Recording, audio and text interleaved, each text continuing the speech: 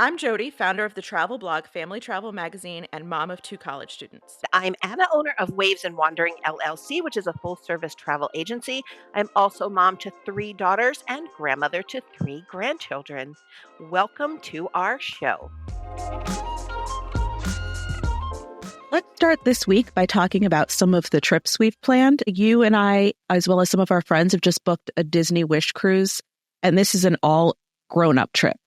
And I think we've done this quite a bit. We typically try to do it like once or twice a year. And the question we always get is there real appeal for Disney Cruise Line for an adult-only trip? So why don't we start out by talking about that? First of all, I think it's an excellent question because I cannot tell you the looks that I get when I tell people I'm going on a Disney cruise and I'm not taking little kids with me. I think it's such a foreign concept to people that don't travel with kids, or maybe they did for years and now their kids are all grown up and they don't even think of Disney.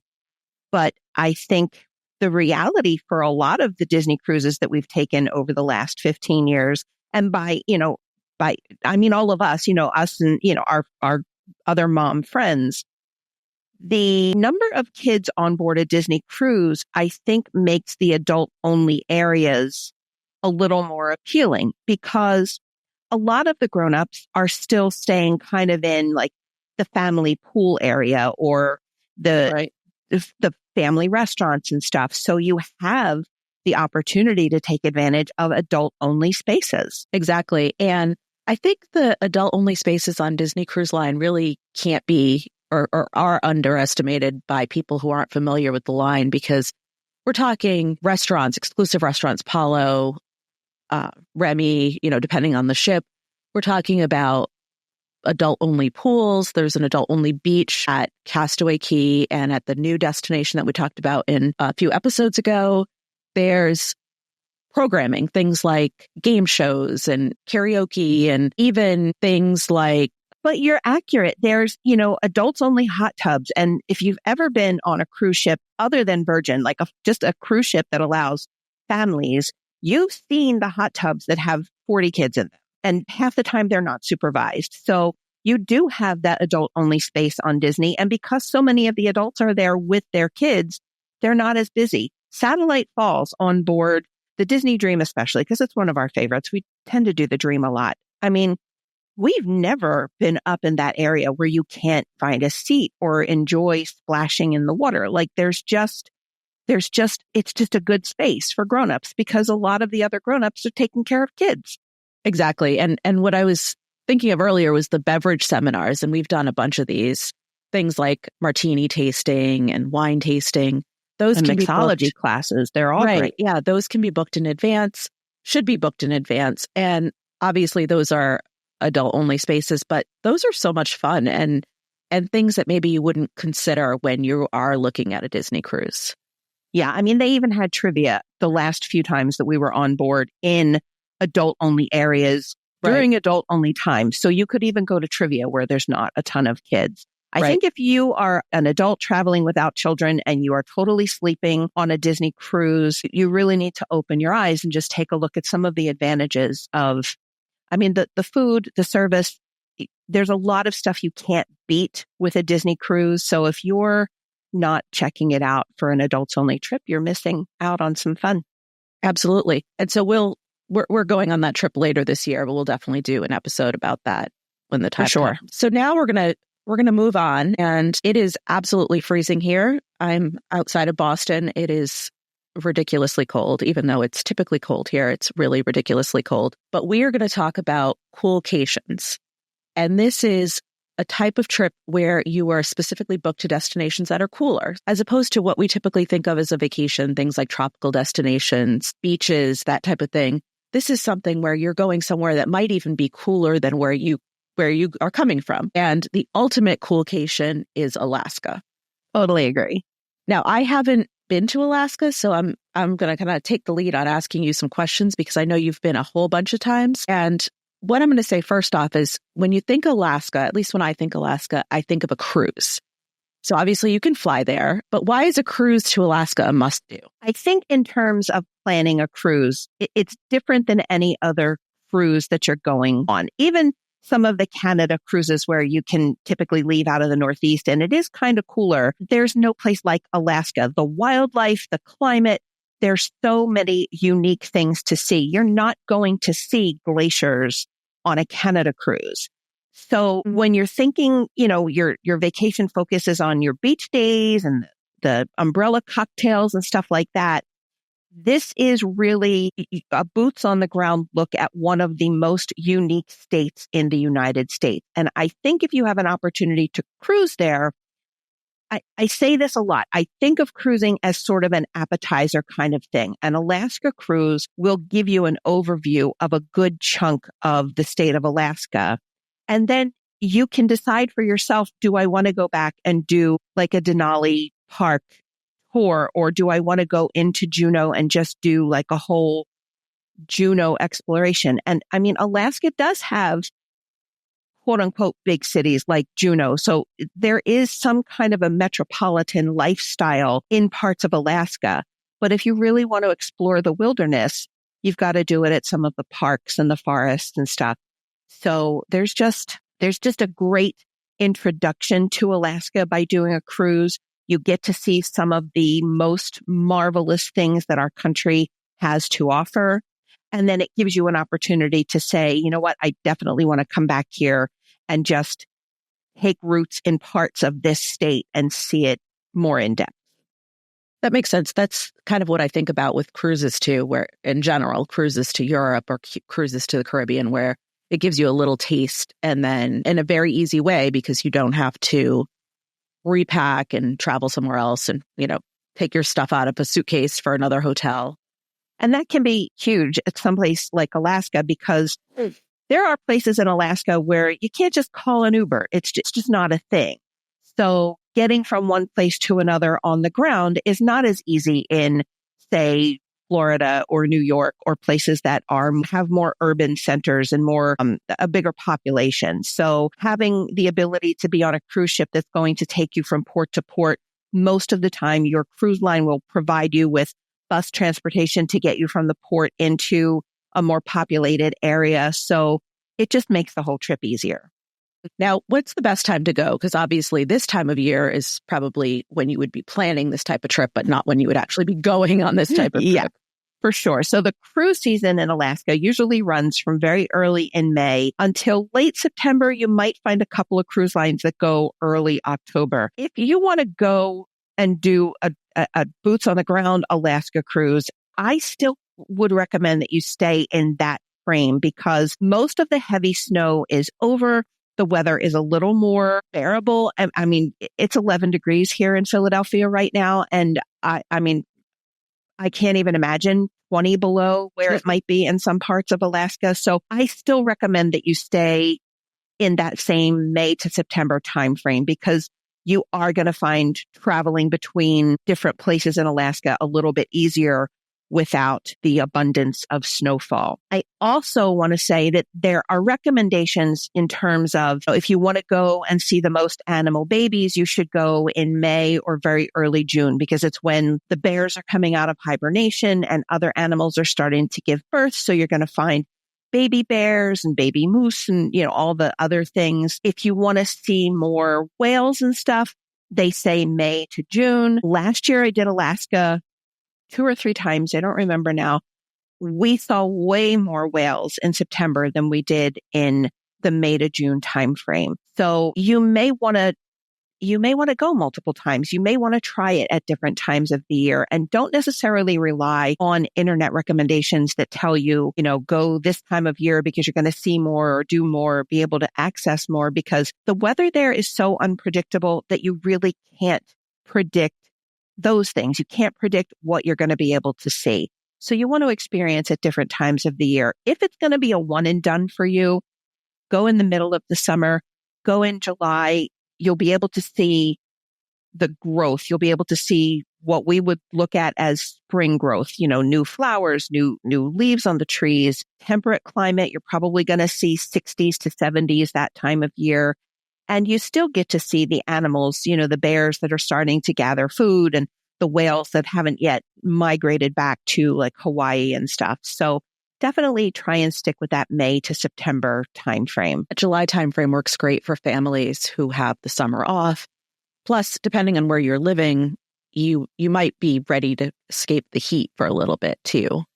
For sure. Absolutely. And, the thing that surprises people about Alaska is Alaska's rainforest. There's a lot of rainforest, and a lot of the ports that you stop in, you're going to be covered by trees, and it's going to be rainy, and it's going to be cool. Even there are some outliers where you might get an 80-degree day, but for the most part, it's just going to be very like 60s, 70s, dress in layers kind of things. Now, as someone who typically cruises the Caribbean, one of my big questions about Alaska is really, how does that change your experience on the cruise ship?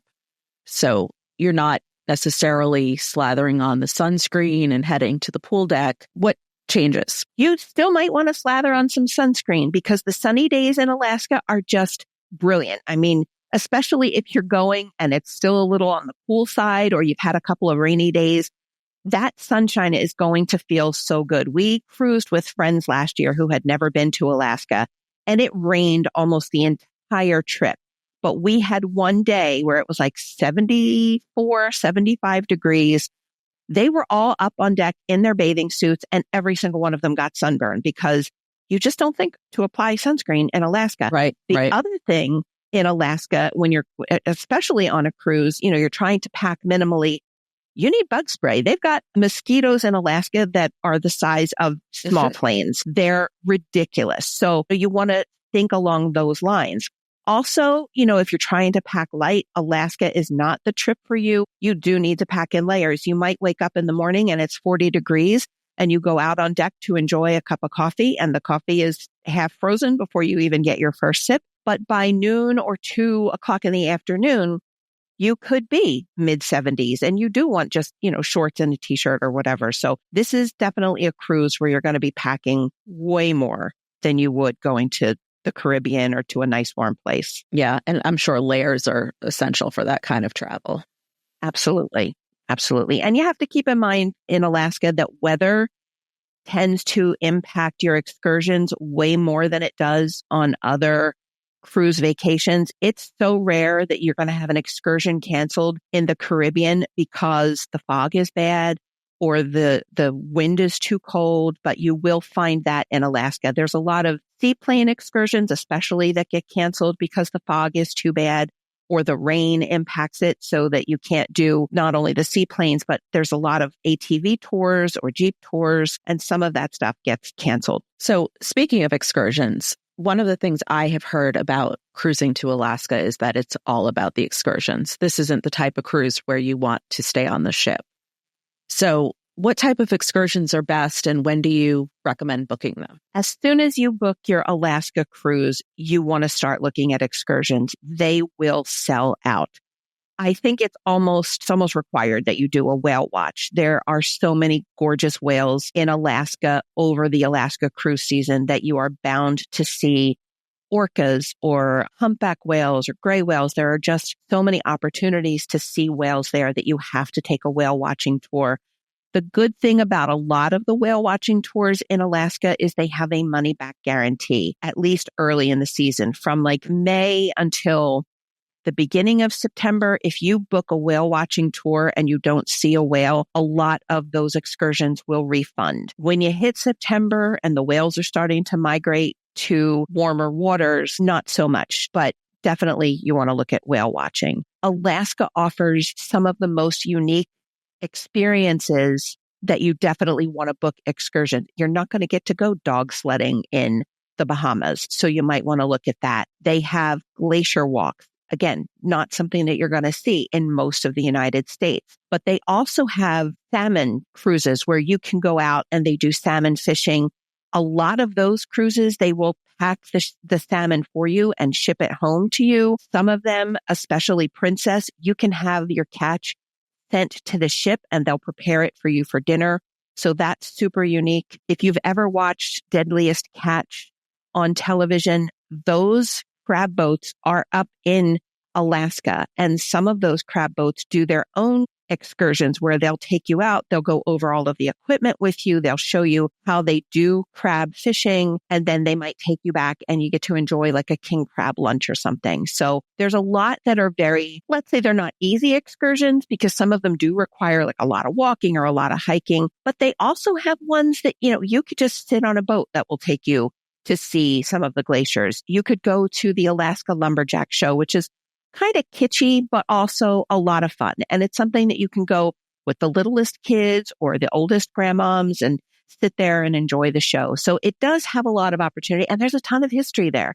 There is so much history in Alaska because that's where the gold rush was in this country. So you'll go to these little towns where they have almost the streets identical to what the people during the gold rush would have seen. And they take you through tours of activities that they would have done. There's even and I know this is a family show, but there's even a brothel in Alaska that you can go visit that has like a lot of the original stuff in the rooms, dresses that the women might have worn. And it really is to just give you some insight into the history of Alaska. And you cannot rule out Tlingit people, which are the native people of Alaska. Go see the totem poles, go see the things that talk about the original inhabitants of Alaska because their culture is so deep and so rich. And Russia, if you've ever traced Russian emigration into the United States, you're going to find a huge chunk of that in Alaska. And it's just so interesting to go and learn about the original Russian people that came to the United States. There's so many fascinating excursions. It almost seems like once you do one of these cruises, you'll want to do more because it seems like there's so many things that you want to do at each. It's so true. There's so many activities and you cannot possibly fit it all in, which again is maybe why a nice Alaska cruise lends you the idea that, hey, I have been here in Sitka for 10 hours. I really want to come back and do more in-depth exploration about the gold rush, the Russian heritage, the Tlingit people. Like you just want to come back and you could spend days exploring each one of those things. And there's still all of the wilderness activity to do. So definitely, when you get that excursion list, start looking for things that you can't do on other cruises, whether you're going to the Bahamas or you're going to Europe. There's just a lot of stuff that's so exclusive and unique to Alaska, and you want to focus on those. So I know you've touched on this a little bit, but why don't you tell us a little bit about your top tips for cruising to Alaska? So again, my number one tip is to book your excursions early. You can definitely expect to see some of the more popular excursions completely fill up. And the popular excursions tend to, you're going to see whale watching, maybe at multiple ports on an Alaska cruise, maybe even multiple whale watching tours on each day that you're in each port. They might not be the ones to book up, but the other ones that are very limited are the ones that are going to book up. So definitely book your excursions early. Also, something to know about Alaska excursions, you're going to pay more. You're going to pay more than a beach day in the Bahamas or a tour of a brewery in the Caribbean. Alaska excursions tend to be super expensive, first of all, because everything in Alaska is more expensive. Gas is more expensive. If you're going someplace that includes like a lunch or some kind of snack, those things are more expensive. So you're going to want to make sure you budget for those additional expenses. Another thing that we touched on is the packing. This is not the trip you're going to pack your carry-on because you may need in the same week-long cruise your winter coat, your gloves, and your hat, and a pair of shorts and a t-shirt or your bathing suit. I also recommend that if this is your first Alaska cruise or if this is a one and done Alaska cruise, you want to consider doing a cruise that includes Glacier Bay. Glacier Bay is kind of like the Alaska cruise that a lot of people expect. And also another option is to consider doing the north to south or south to north trip because that will give you more of the state to see instead of doing a round trip from Vancouver or Seattle. That's interesting. I know itineraries are so important when you book a cruise to begin with, but when you've got something like this where it's a bucket list item and there's there's so many different excursions. This strikes me as something that you really, really want to research, not just book a last minute trip on, because maybe you'll miss out on some of those excursions. For sure. And it's definitely easier to do the round trip Seattle or the round trip Vancouver, but you do miss out on a lot. And Glacier Bay is more often found in the north-southbound cruises than on the round trip cruises. And by north-south, do you mean that it doesn't start at the same place it stops, right? Right. They usually start in Seward, Alaska and come down to either Vancouver or Seattle, or they go in the opposite direction. It sounds like this is that type of itinerary is great for seeing things, but it's just going to take a little bit more in terms of figuring out your flights and that type of thing. Yeah, for sure. And again, with the lack of conveniences you might have at home, like Ubers and Lyfts and stuff, you do have to make arrangements. A lot of the cruise lines, if you're going to Seward or leaving from Anchorage, they will have shuttles that will take you because you're going to probably fly into Anchorage. They have shuttles that will take you from Anchorage up to Seward to board the ship. So you just want to plan out those logistics ahead of time. That's good to know.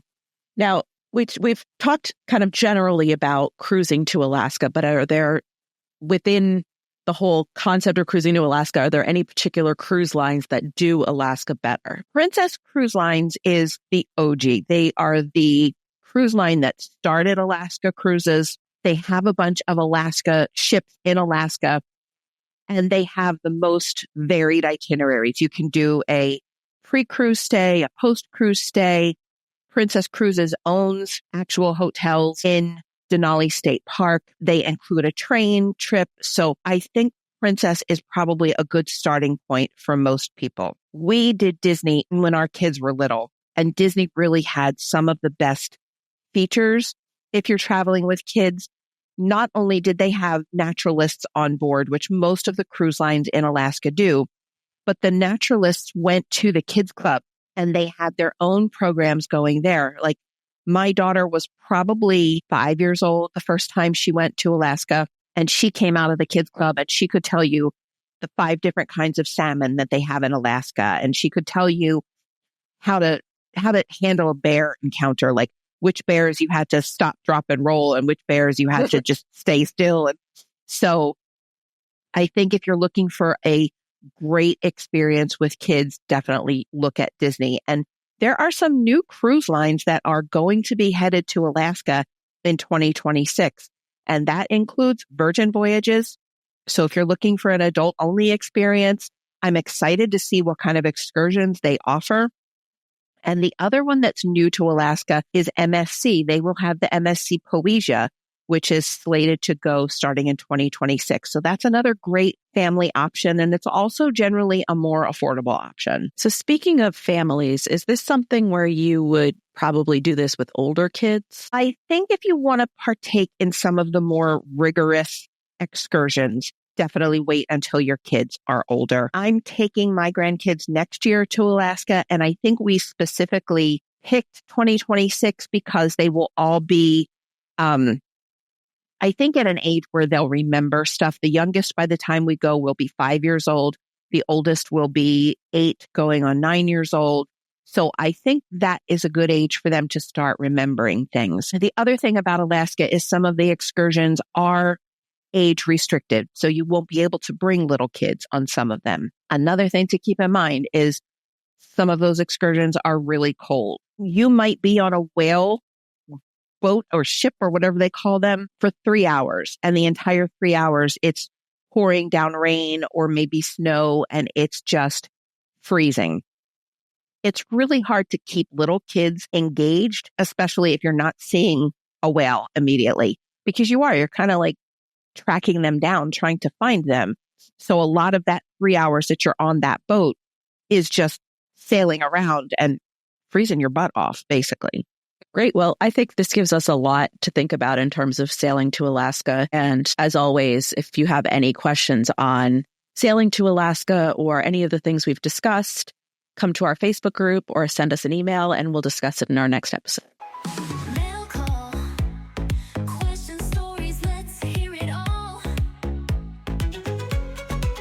From you to us, it's wander and chat. So grab questions don't end there, though, Miss, because we have ABD questions from last week. So if you missed last week's episode, you're definitely going to want to go back and listen because Jody talked about Adventures by Disney. And one of the questions that someone asked me is, when do you book an Adventures by Disney? Is that something that you have to plan a couple years out? Is it something that you kind of can do on the spur of the moment? Are there restrictions in terms of your planning process? Yeah, I mean, it's a great question. And unlike what we were talking about with Alaska, you don't have to worry as much about the excursions here because Adventures by Disney is taking care of this for you. So, for instance, if you're booking an Adventures by Disney trip that includes Paris, you don't have to worry about getting online and booking that time for the Eiffel Tower. That's part of the trip. So while I think booking it well in advance is great in terms of pricing and budgeting and airfare, which I think are the big things, it's not necessarily as essential for the actual trip because the hotel's included, your excursions are included, a lot of your food's included. So any of those things other than your airfare that you need to plan in advance, those are already purchased and taken care of by Disney. While I recommend probably about 18 months, 12 months, you could also find one online that is, a great last minute trip. And as long as you've got everything else taken care of, whether it's airfare or visas or any of those things you need, you can do that. And I know when you've done the Adventures by Disney, you always do a stay at least on the front end. Is it something that you recommend other people do? And when you do that front end extension or back end extension, are you talking about a day? Are you talking about a couple of days? And how do you plan those days so that you're not kind of covering bases that Adventures by Disney is already going to cover?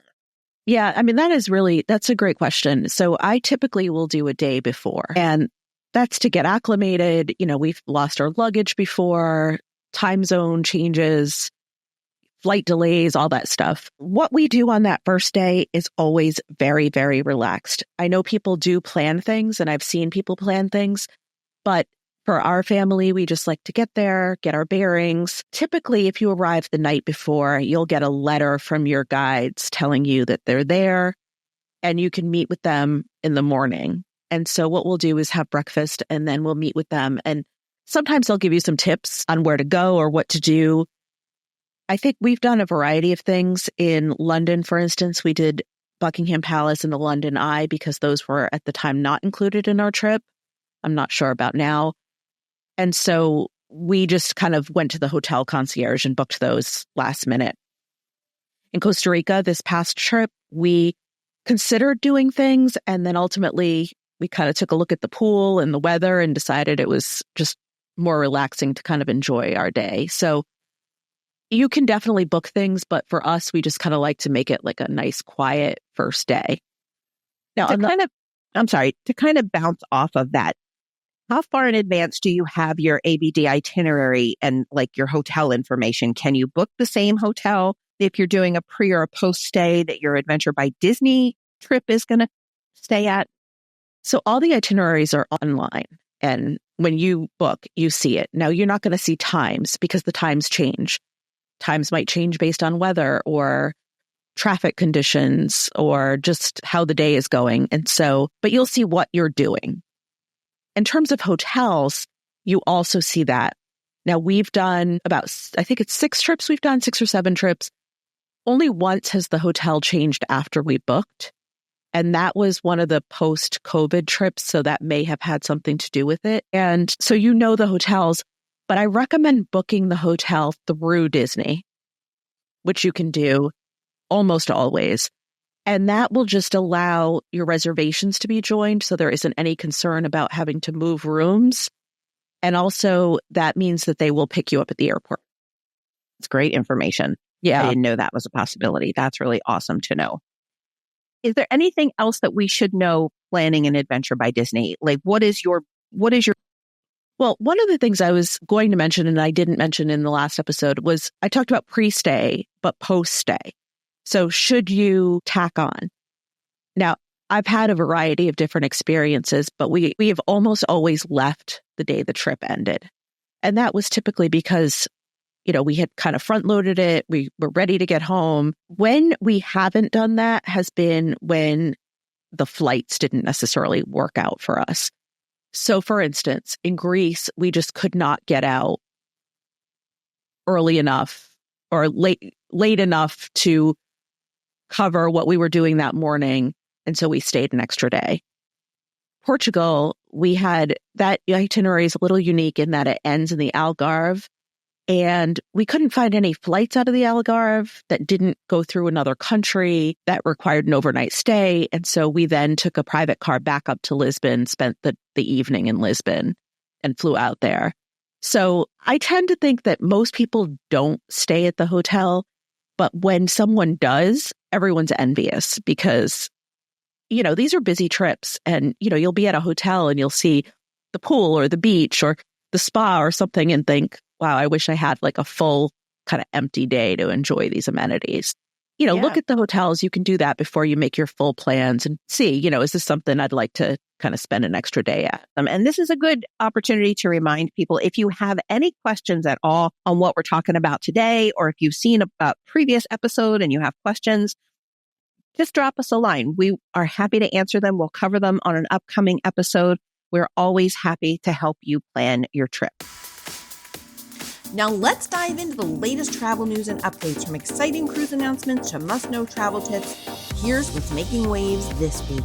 We wanted to talk about some spring break options at this point. This is usually where we talk about upcoming travel or we talk about the news. And there are a lot of news articles out there right now about travel trends for spring break. And since Jody is still living the life with college kids who may be going on spring break, let's see what Jody has to say. So what do you think about some of these travel trends? I think spring break is always interesting because I think it's one of those vacations where it could be a different week depending on what type of school you're talking about. College is typically March timeframe, but there's different weeks.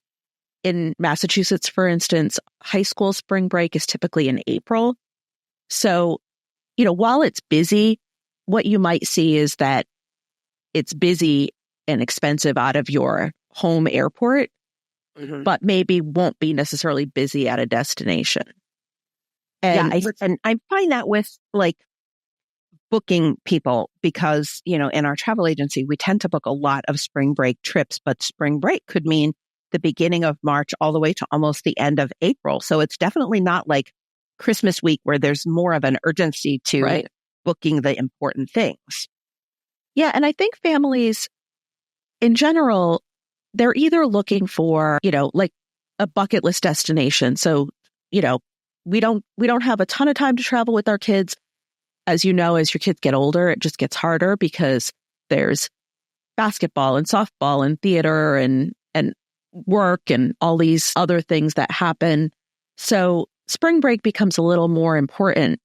But some families just really want to enjoy some relaxing time, and others really want to do something where they're ticking off their bucket list, they're seeing sights, they're going overseas. And I'm kind of seeing a little bit of both. So I did not know until a trip that I took with you a couple years ago that college kids were doing cruises. I think in my brain, even though I book family cruises, cruising was still like an old people sort of an event. But we did a Royal Caribbean cruise where we were on board with a bunch of spring breakers. Right. I think in general, people are looking for organized and safe vacations, and that type of thing can really be popular. I think a lot of college kids will go to a home of where one of their friends lives to kind of see a new area. So I think with spring break, you really see a whole lot of different things. And spring break means something different. I mean, I grew up in the 80s and 90s when spring break was like the MTV big party scene. I think there is still some examples of that, but I think it means a lot of different things to people.